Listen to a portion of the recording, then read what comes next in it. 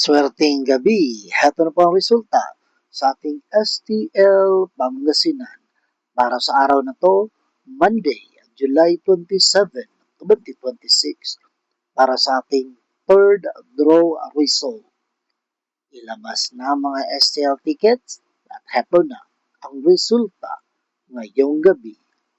At para naman po sa ating STL Pangasinan third draw result, ang resulta ngayong gabi ay ang numero ito. Dapat maging mabait lang tayo sa ating kapwa mga ka-STL dahil ang taong mabait, tiyak, lalapitan ng swerte. Okay? Mag-ingat po kayo palagi. Don't forget to subscribe. Purple Green TV. Paki-like po. Thank you.